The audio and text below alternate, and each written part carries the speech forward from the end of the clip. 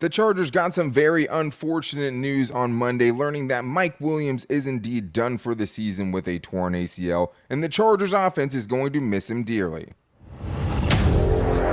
You are Locked On Chargers, your daily podcast on the Los Angeles Chargers, part of the Locked On Podcast Network, your team every day.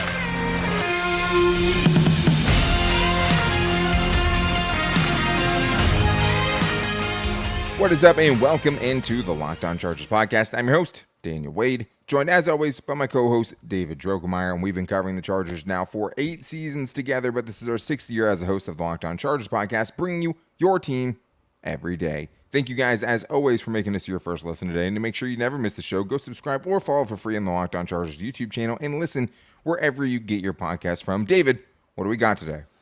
Today, Daniel, we got to talk about how the Chargers are going to go about replacing Mike Williams now that we know that he is done for the year. We're also going to talk about J.C. Jackson, a healthy scratch, and everything that's going on with that situation. Yeah. And did the Chargers possibly save their season with a big victory over the Vikings? We're going to get into that and all of the other biggest buys or sells of the Week 3 season.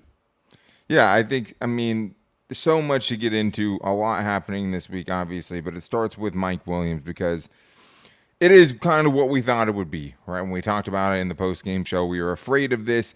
Now it is official that Mike Williams is done for the season with a torn ACL, and it ended up not happening the way I thought it would, right? I mean, he ended up kind of being a non-contact thing where it just went to shift, leg kind of gave out, and it sucks, man, because the Chargers don't have a one-for-one replacement for him, right? Like, there's no one on this team that can just perfectly fill what Mike Williams does well. And I do think that, like, yes, I mean, there are ways to kind of supplant it, to, you know, try to lessen the blow, but there's no question about it. This hurts the Chargers offense. I mean, it just takes one of those exhilarating dimensions away because Mike Williams is such an amazing jump ball wide receiver. I mean, you look back at some of the biggest moments of the last several years, Mike Williams is all over all of those plays. I mean, just going up and getting it, jumping over defensive backs, picking up big touchdowns in the end zone, left and right. I mean, the big play against Kansas City with the touchdown and the 2-point conversion. Yep. Mike Williams has been at the epicenter of a lot of big Chargers moments, and he will sorely, sorely be missed in this offense.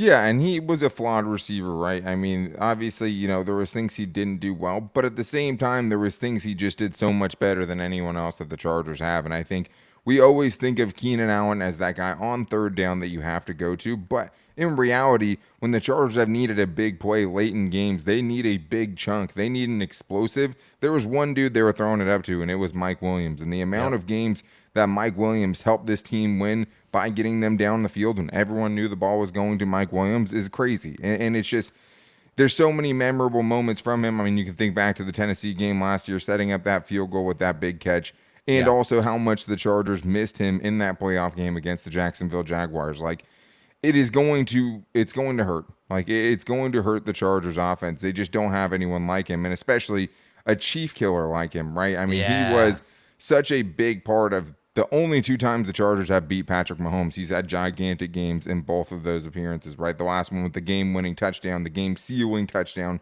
at the end of the game in 2021. It sucks, man. Like, I mean, Mike Williams, it's hard not to like this dude because he's just made so many big plays, but now it's going to be missing 18 games between 2022 and 2023, and the Chargers will be without one of their most clutch players in a season where they've, you know, not been able to come through in some clutch moments offensively. So now it's, what do you do next? How do you replace him? How do you try to lessen the blow from it? And I think it starts, obviously, with other players having to step their game up, and namely Quentin Johnston, right? That's the name everyone's looking at. That is the guy now where you used a first-round pick on him. You wanted to bring him up slowly. The training wheels are off now, David. He has to step into a very prominent role in this offense this week. Yeah, and unfortunately, Daniel, it seemed like we kind of knew all along that it was going to take an injury for Quentin Johnston to get some substantial snaps week in and week out. Well, yeah, or just getting better than Josh Palmer, right? Which he didn't win that job coming out of camp. But, like, at the same time, David, like, this was part of the reason they brought him in, right? Because your 2 top guys kept getting hurt or have had injuries in the past, right? Like, this is a big reason why you brought this dude in. And Josh Palmer may have beat him out for wide receiver 3. Well, now he is wide receiver 3 by default. Yeah, 100%. So Quentin Johnston is going to be on the field a lot more.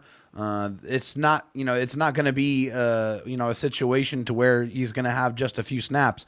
He's going to be featured heavily, and it's because he's going to have to be. I mean, it's now time to show why the Chargers drafted Quentin Johnston in the first round. And, of course, it was probably a move more for the future. Well, the future is now, Daniel. It's now time for Quentin Johnston to go out there and make some plays for this team because the Chargers are going to need it. And I think he can. And I think there's going to be some rookie mistakes, and there's going to be a learning curve. And it's not going to necessarily be pretty right away, but I think he has the explosiveness and the upside where you're willing to take those chances, right? Well, now that you kind of have to, but like you're willing to live with the results, and you don't feel like you necessarily have to go, trade for another proven starter right now, because I think you've seen that Joshua Palmer is a capable starter at the very least, right? What the upside there is, I mean, it's year 3. It's hard to kind of say, but he was their leading receiver last year when their 2 other guys were banged up, and he showed what he could do a little bit. I think 399 plus yard games last season. So he steps into that wide receiver 2 role. It's probably going to be kind of a mix. I think the best case scenario, though, is Quentin Johnston steps up and becomes a wide receiver 2 behind Keenan Allen, right? And you're not going to use him the same way. You're not going to be throwing jump balls to Quentin Johnston in the end zone, right? But you have to supplant that. Donald Parham, who we'll talk about later on buy or sell, right? He's a guy you can throw it up to at 6'8". You have other guys who can do stuff like that. Gerald Everett's going to be more of a focal point for this offense. You'd have to think going forward as well. Getting more from everyone. Getting Austin Eckler back obviously helps a little bit too. But with the way this happened, David, and given what the Chargers situation is in 2024 and going forward, I mean, now the question becomes, is this the last time we see Mike in a Chargers uniform? Because as much as it's a tough conversation, he's a fan favorite. I like Mike Williams a lot. But, David, there's, at least a couple of reasons why we could potentially not see him again in 2024. Yeah, reason number 1, the Chargers are way over this projected salary cap for next season.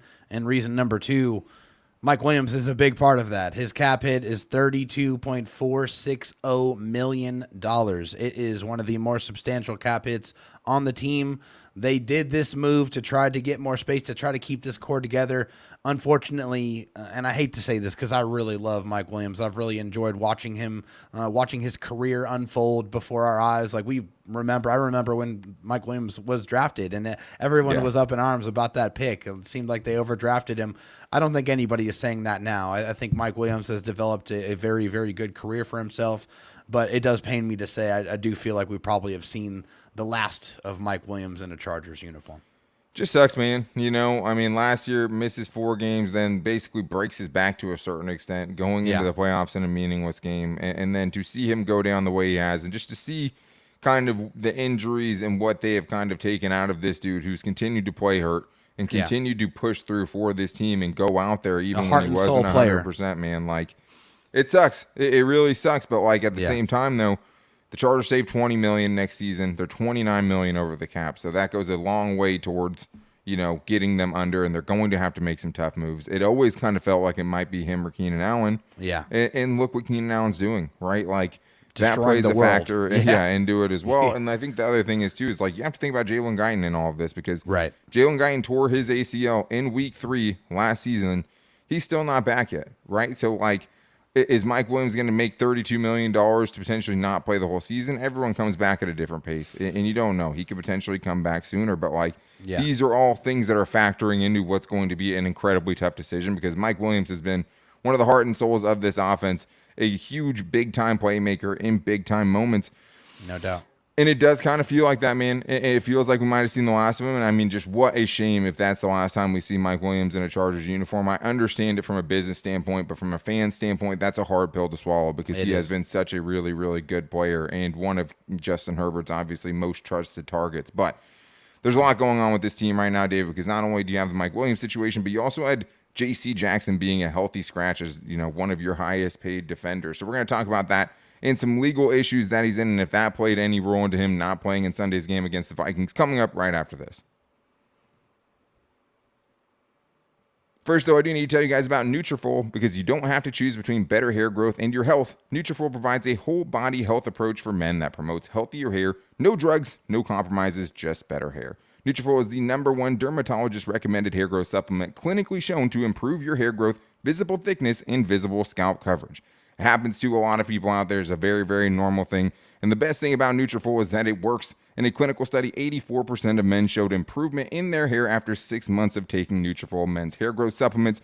And you guys can do that too. Take the next step towards visibly thicker hair. For a limited time, Nutrafol is offering our listeners $10 off your first month subscription and free shipping when you go to Nutrafol.com/men and enter the promo code LOCKEDONNFL.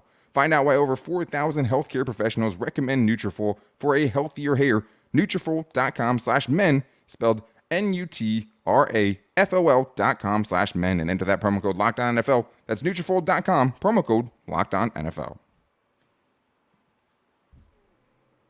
All right, David, well, we talked about the impact of Mike Williams, and I think also just having one of your star players, one of the guys that's commanding so much of your salary cap, right, not being able to make an impact for you the rest of the season. Yeah.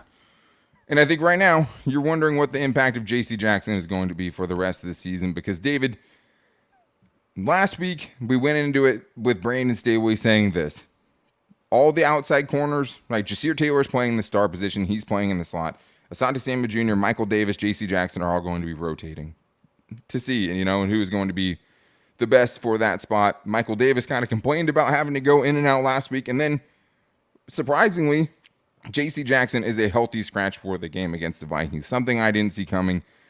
David, I mean, the J.C. Jackson signing just frankly has been a mess, right? I mean, and a lot of that's not his fault. We saw how hard this dude was working in the offseason to get back and get right, but like at this point, if a guy making that much money is a healthy scratch on your roster and isn't helping your team, that's such a hard thing to overcome. And this has just been something that's been hanging over this Chargers defense for, since he signed, basically. Yeah, I mean, you paid this guy to be the #1 corner on your team, a guy that was going to lock down opposing #1 wide receivers. You go into this Vikings game against probably the premier wide receiver in the NFL, a matchup where, this is the whole reason why you signed J.C. Jackson, was to go up there and go and try to take away a Justin Jefferson.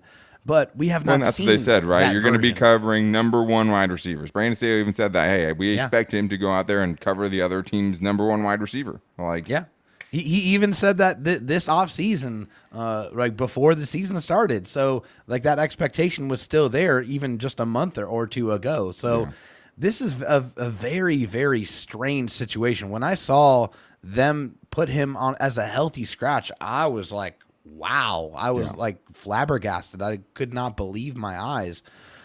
But J.C. Jackson has not been great. I mean, that's just the fact of the matter. I mean, coming back from a major injury, obviously temper expectations, but obviously J.C. Jackson has not done enough, nor has he proved that he is either healthy enough or competent in this defense to go out there and be trusted to go out there and play a full game. Man, it's just hard not to think that there's something else, at least a little bit. That's what it feels here, like, man. Because it felt like he was better in week 2 than he was in week 1. Yeah. When talking about it, this is what Brandon Staley had to say. It will be determined by what he does as far as him getting back in the rotation. Preparation, practice, all of that cumulative stuff. He said something else about preparation where someone picked up on it. It's like, hey, is this a preparation thing with J.C. Jackson? And he said, no, nothing to look into on that. Just the overall product from the beginning of the week to the end of the week, giving us the best chance to win on Sunday. We're talking about a former all-pro player. Yeah. How is this the conversation that's happening? How is this sitting with J.C. Jackson, I think, is another important part of this. I mean, something like this, I feel like can get ugly very quickly. And I mean, it's not as if the Chargers' pass defense was magically much better against Kirk Cousins and company, right? It's not the same. Jr. had a few plays. Jasir Taylor had his moments, but they still gave up a ton of explosive plays, right? It wasn't like the defense was fixed without him, but you're also kind of saying, hey, well, he's not even worth having on the active roster as far as depth goes, right? So does that mean you're saying you're going to put Dean Leonard out there before him? Where do you draw the line? It's crazy. I mean, listen to this. He says he just has to establish the consistency and performance in all ways. Again, you earn that week to week in this league. That's really where it is. That seems and sounds very damning to me, Daniel. That is a statement that basically says we cannot put this guy on the field because he hasn't shown us he's ready to go play at the level that they expect. And sure, that is an insane statement. I don't know how we got here. It seems like there's some things, some dots that are not been connected. And man, this has been a disaster. I mean, we have not seen any semblance of that all-pro Mr. INT JC Jackson ever in a Chargers uniform, and I don't know if we ever will. And it sucks too, because it's like there's been so many kind of Patriots players, right, where like the kind of thing out there is just like, hey, don't go and sign Patriots defensive players, because once they same leave with Bill coaches, Belichick's, right? Yeah, exactly. And I think, there's been some guys that have been able to supersede that, right, and actually kind of prove that wrong in certain ways, but a lot of times it's right. And I mean, it's never looked right. We were loving the signing when it happened, right? It's not going to come out here and say that. Like, it made a lot of sense the Chargers would go and get someone like that. It just, man, from the kind of mysterious, surgery he had before last year, then obviously having such a brutal injury. I mean, it's hard to put it all on him, but like, right. This is another part of this too. There's a legal issue out there where an arrest warrant was put out for J.C. Jackson. This is what it said. Jeff Miller, LA Times, said he failed to appear in district court Friday in Attleboro for a hearing related to a reckless driving and speeding charges he faced while still a member of the Patriots, according to court documents.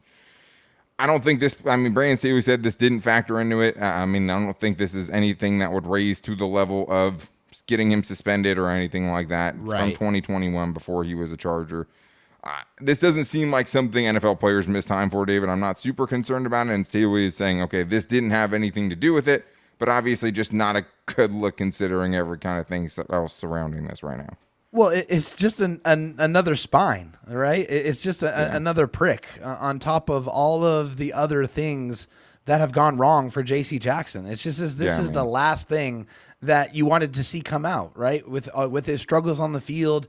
Now there's struggles and distractions off the field. So it's just everything going bad for J.C. Jackson and his tenure with the Chargers. It's just a really sad situation. Well, let's kick our buy or sell off with this, David. I think it's fitting. J.C. Jackson will start for the Chargers again this season, buy or sell? Yeah, I'm going to buy it, but I'm only going to buy it because I think inevitably there's going to be an injury where J.C. Jackson's going to have to come back on the football field. I don't know if it's going to be in the next couple of weeks. I think that this is going to be a situation to where J.C. Jackson is probably going to have to prove to everybody that he's healthy and that he's ready to go and that he can actually, contribute and compete at a, somewhat reliable level. So I do feel like he will start, but I don't think it's going to be in the next couple of weeks. Michael Davis had some bad moments too. Like all of the Chargers corners have had some bad moments. And to me, I think the big thing is like, you're in the season now, right? Like, this isn't training camp where you give people equal snaps to go and see what they're able to do, right? True. Your starting defense is going out there and getting installed in the game plan for that specific week and getting locked in on what the tendencies are of that other team. Like, you're not just giving away first It's so team individualistic, reps. It's just so specific. Like, it's so specialized when the season starts. Like, in training camp, those guys are rotating in and out. We saw you can't really do that in a game, right? It's hard to do in practice even when you're in the middle of the season. So, like, man, it's hard to see outside of an injury a way he gets back in it. Obviously, you haven't been totally thrilled with any of the Chargers corners so far. So, like, them not playing well enough to where you have to make a change for J.C. Jackson is something that definitely is in the realm of possibility. But, man, I didn't see it getting to where it is right now. So it's really hard to see kind of where this is going forward. But, like, this has a chance to kind of spiral into something, at least for J.C. Jackson and his future with the team. I don't know how he's taking it, man. Like, that's a big question. Because the thing is, I don't know how he could be taking it well. A guy with that performance, with that ego. A guy who's had this level of success in the NFL. How would you feel? I would be super mad. I would be livid. Well, because, the thing you talked about before, you talked about, like, hey, he has to go prove it to this coaching staff in practice and stuff like that. But it's like, what's supposed to prove it? 24 interceptions over 3 seasons, right? Like, yes. And that's what got him on the field, obviously, and all the money they paid for him so far. And it doesn't even necessarily mean it's the right decision or the wrong decision not to start him, right? Like, it's hard to say where he's kind of at. But he's not in the injury report. So at this point, he's just getting benched. Like, and he's been benched now multiple times as the Chargers starting cornerback. And it's just, man, it's such a messy situation. And from a free agency standpoint, like, I don't know, man. I don't know what his future is with this team at this point. At this point, it feels almost unlikely he's going to be with the team in 2024 and going forward, which is a shame, man, because it seemed at one point like he would be exactly what this defense needed. But we do have more to get into, including more buying or selling the Chargers' biggest storylines and overreactions so far in 2023, including, did the Chargers save their season on Sunday and their win over the Vikings? And also, is it time to be worried about Khalil Mack? The answer to that is probably not, because, I mean, Tuli Tuipulotu has been pretty good. We're going to get into that coming up right after this. First, though, I need to tell you guys about the best sports book in America, and of course, I'm talking about FanDuel. And it's time to snap into action this NFL season with FanDuel, America's #1 sportsbook, because right now, new customers get $200 in bonus bets guaranteed, and all you have to do is place a $5 bet. That's $200 in bonus bets, win or lose, which is the best way to bet, is when if you win or lose, you still get that back, right? You still get the $200 in bonus bets. So if you've been thinking about joining FanDuel, there's no better time to get in on the action. And the nice thing is, the app is super easy to use. I've gotten in some very, very late bets on FanDuel when I'm in places I can use it. And also, there's a wide range of betting options, and I like my options. So spreads, player props, over-unders, and so much more. This weekend, the Chargers are going in as 6-point favorites against the Las Vegas Raiders. God, they better get it done and get to 2-2 on this season, because you cannot lose to this Raiders team after what they've been through 3 weeks. So if you guys want to get in on that action and get in on the best sportsbook in America, visit FanDuel.com/lockedon and kick off the NFL season in style. FanDuel, official partner of the NFL. All right, David, well, let's get into more buy or sells here. That's what this day was supposed to be about, right before everything. The craziness of Mike Williams, the J.C. Jackson of it all, since we didn't get to get into that yesterday. Yeah. And I think there's a lot of overreaction still, even after the Chargers are picking up their biggest win of the season, right? Still a lot of fire Staley out there, and it's like, okay. I get it, man. You know, people are mad at Staley, and we can't come on here every day and say, Brandon Staley should be fired. That's just, you know, the shelf life of that isn't great. But also, like, they won the game, right? So they won, exactly. And there's going to be plenty of more moments to be yelling those things for sure. But I think one of the things that stood out to me the most is just how important this specific win was, avoiding going 0-3. But that's just on today's show. Tomorrow we're opening up to you guys to a fan mail day, our Chargers mailbag. If you guys want to get your questions in, we'll put a post out on X or Twitter at LockedOnLAC, or you can call into the voicemail line at 323-524-7924. Leave a 30-second voicemail, and it's likely to get on the show if it's a good question. So hopefully you guys will hit us up for that. But let's get to this first buy or sell here, David. The Chargers saved their season with their win over the Vikings. Yeah, I have to buy it, and the reason why I'm buying it is because going 0-3 is a death sentence. I mean, it's basically going back, you know, almost to the beginning of the National Football League. If you go 0-3, you are not making it to the playoffs. So, yes, I am buying that they saved their season. Does that mean that they are perfect? Absolutely not. Still a lot to fix. Bad penalties and bad situations, a bad run defense, bad run offense, issues getting off the field on third down, giving up way too many explosive plays. The Chargers are far from perfect, but they are in a much, much better situation at 1-2 than 0-3. Yeah, 0-3 would have been a death sentence. I mean, I guess I'm selling it because I don't think they've totally saved their season yet, because, I mean, I think they're just still so far away from what the expectations were that, like, they're still so far away from kind of living up to what this team should be, right? They stayed alive. I guess I'm buying it for now, right? Yeah. They survived. I mean, you can buy it. What doesn't matter. I mean, it's just, I mean, I think it just has a lot to do with what you think saved is, right? Did they keep the playoffs as an option? Yeah, they still have a slim chance of the playoffs for sure. It's going to be a loaded AFC, and everyone's beating each other up, so they're still going to have a chance in it.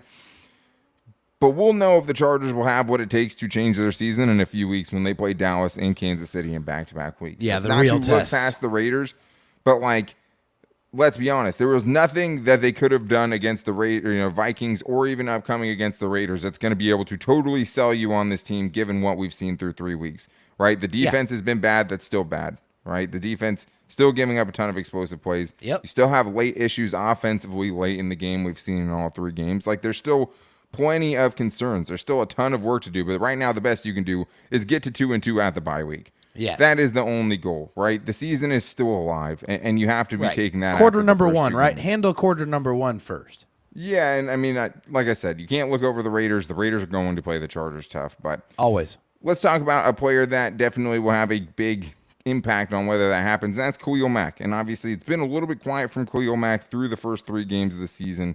I know we want to see a lot more production pass rush wise. You want to see big numbers. But David, is it time to be concerned about Khalil Mack? Do the Chargers, the buy or sell is this, the Chargers need to get more from Khalil Mack? Yeah, I mean, I think I'm gonna sell it, and the reason why I'm gonna sell it is because he's still been very, very productive against the run. Like, he's been very, very stout on the edge. Like, he's breaking through double teams. He is definitely setting a very physical edge. And although the sack numbers are not there, he's still getting some pretty good pressure. Somehow he registered 6 pressures against the Dolphins. I didn't really see that. But hey, I mean, it's on the stat sheet. And then he came back against the Vikings, and he had 5 pressures, which I did see Khalil Mack get into the backfield a little bit and was a little bit more disruptive. Yeah. But I think it's just, something you are not as worried about because Tuli Tuipulotu has really burst out onto the scene, and he has really made Khalil Mack's absence as a pass rusher a lot easier to be able to deal with. You might be wondering if we'd use buy or sell just to find a way to bring up Tuli Tuipulotu again. No, it came up naturally. So, I mean, let's talk about the game that Tuli had, man. I mean, PFF had him with 9 pressures. 9 pressures in one game. 3 run stops. PFF also credited him with 3 sacks, which, according to PFF, he has 5 sacks in the last 2 games. I mean, he has been one of, if not the best rookie edge rusher in the entire NFL through 3 games. And he's not even a starter for the Chargers on a full-time basis. He's been crazy to watch, right? man. It's been awesome. ESPN's Next Gen Stats gave him 10 pressures in this last game, and I believe it, man, because he was all over the place. He set up multiple sacks besides the sack that he got on his own with his motor. Yeah. But according to Next Gen Stats, the 10 pressures that he has, the second most by any rookie in the NFL since 2016, and that was a dude named Nick Bosa who put up those numbers, and it was 11. Who just got paid. Yeah, I mean, in the other guys you see on the list, it's like Nick Bosa, someone like Jalen Phillips, right? It's all first round picks. A list you want to be on. Yeah. Yeah, and there's no second round picks on those lists doing what he's doing right now. Hard to imagine him getting off to a more impactful start than the one we've seen from him so far, David. But I've also been very impressed by the impact of one player named Donald Parham, a guy that we've continually talked about being able to use him the right way. And he has 3 touchdowns in 3 games, David. So the buy or sell is this. Donald Parham is finally getting used correctly. I'm buying it. Hallelujah. Thank you, God. No. Thank you, Kellen Moore. Thank you for finally utilizing the 6'8" monster the right way. What a catch this that is was, crazy. Man. What a catch that was. I mean, that was a laser beam, and he snatched it right out of the air like it was nothing. But he can do that. You can put the ball where literally no one else can get it but Donald Parham, and I think he's finally being used correctly. 50% of his catches this year, he has 6 catches. 3 of them have gone for touchdowns. In his career, 21.7% of his catches have gone for touchdowns. That's insane. That is crazy. Yeah. But this is just a beginning. This should be the case for him all year long. Yeah. So David thinks he's going to have 17 touchdowns is what he's saying here. Maybe 10. I mean, I think you'd like to see him. Like, I'm buying it for sure because, I mean, at the very least, what he should be is a great red zone weapon, and that's what he was on Sunday. 2 red zone touchdowns, 3 red zone touchdowns on the season now through 3 games. Yeah, I'd like to see more than 6 catches for 33 yards. Maybe that gets bumped up a little bit with the loss of Mike Williams. But yes, if you don't have that jump ball guy in Mike Williams, use the 6'8" guy in some of those roles, right? If that's what you want to do. But, like, the Chargers haven't been really throwing a lot of jump balls in Kellen Moore's offense anyways. But I think you're seeing him, used doing what he does best. I think there are still some, hey, get him in open space and let him use that 4.6 speed, to kind of get some explosive plays, maybe up the seam a little bit. But I think at the very least, this is how Donald Parham should be used. And I mean, what a ridiculous rate, 3 touchdowns in 3 games. This is easily the best start of his career so far. So excited to see how that goes. But so much more to talk about with this team. We haven't even talked about the run defense or the run offense. So we'll probably say that tomorrow when it's Chargers mailbag that we're getting into. So if you guys want to hit us up for that, make sure to hit us up on Twitter or X at LockedOnLAC. We'll put a post out. You can put your question in the comments. You can DM David Drogemeyer at DroTalkSD on X or Twitter. You can hit us up on Instagram at Locked On Chargers or on our Locked On Chargers Facebook page. Ask your question there. We will try to get it on tomorrow's show, or call into the voicemail line at 323-524-7924. Leave a 30-second question, and we will try to get you on. Maybe we'll see if a tier makes an appearance on tomorrow's show. Obviously, a fan favorite. We are hoping for that. But that is going to wrap things up for today. Obviously, it sucks with Mike Williams, man. But the Chargers, if they play their card right, should still have one of the deadliest offenses in the league. And even without J.C. Jackson, I think there's still hope for this defense to at least get somewhat better. I mean, there's only one way to go from here. So a lot to get into. Make sure you're back here with us for our Chargers mailbag tomorrow. But until then, guys, take it easy and go Bolts.